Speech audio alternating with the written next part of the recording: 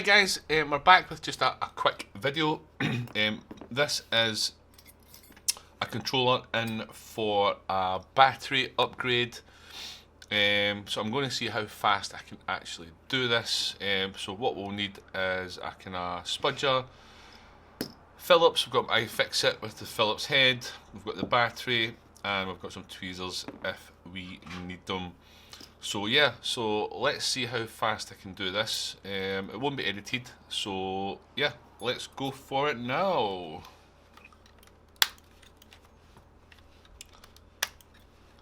I'm not going to rush it, guys. You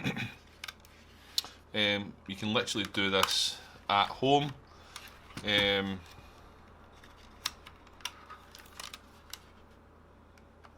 Obviously if you have the tools and a battery. We've got the two screws at the bottom of the controller. This is obviously a slightly different controller to a normal stock one. It's got obviously this bit in the back, the extra buttons on the back. So we'll get the two screws out the bottom, and we've got the two screws at the top here, one there and one there. So we'll get these out. This is not speeded up, guys. We'll see how fast I can do this and put it back together. It should only be maybe 5 minutes, a couple of minutes if that. But remember, I'm taking my time, just obviously for the video. I'm not rushing it. So all screws are out. Now it's just a case of prying these little tabs open. Here and here,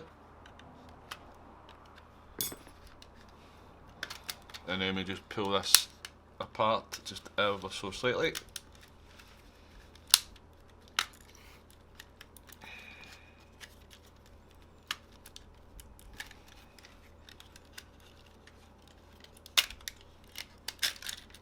There we go, and that's the controller inside. Obviously this bit connects to the buttons on the back. So what we'll do now is we will disconnect this battery.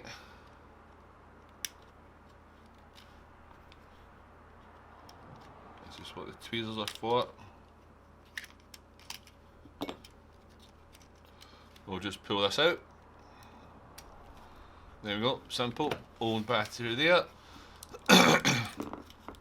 This is the new 4000 Big Daddy battery, as I like to call them. We slide that one in. We then key up.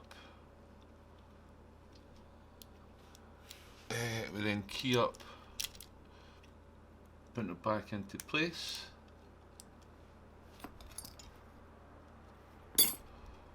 I'll just pop that in.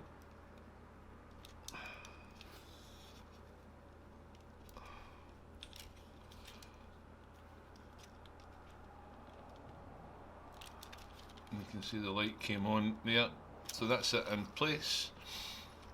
You've got this little bracket here, this little one here.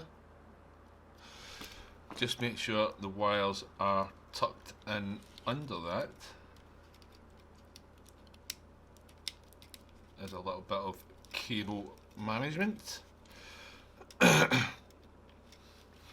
we go, new battery in. Then it's just a case of popping the cover back on. So literally this bracket here, put that into place so it doesn't fall out. Turn it around, boom, it sits in place like so. And then from there, we flip the controller round, pop it back into the housing, make sure everything's lined up with this button, then squeeze it shut. You'll hear everything click into place. Boom, boom. We'll start putting the screws in. Don't know how long this has been, but we'll check soon.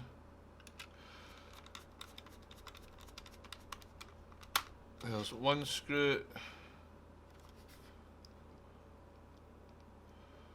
There is the second screw.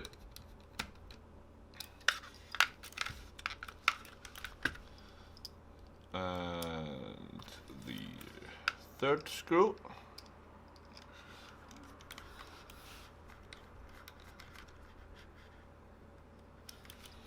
And the last screw.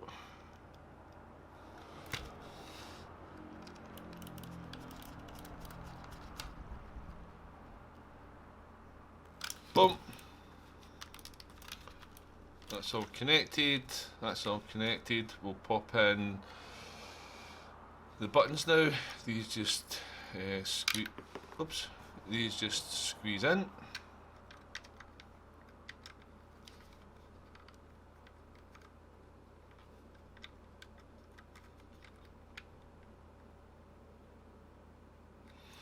It does help if you've got them right round the right way, George.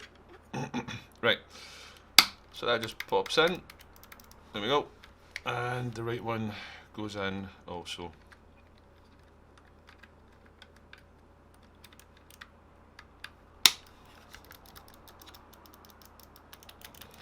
And then for the cover,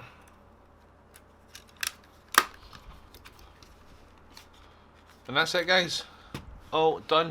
I don't know how many minutes that is. We'll check in a second. But yeah, that's one controller upgraded. I think it was under 5 minutes or so. So yeah, all good. Right, that's that one done, guys. We've now got my nephew's PS5 to do. It's overheating, so we'll probably do the 3-stage cooling on that. So yeah, have a fantastic Sunday, guys, and we'll see you in the next one. Catch you later. Bye.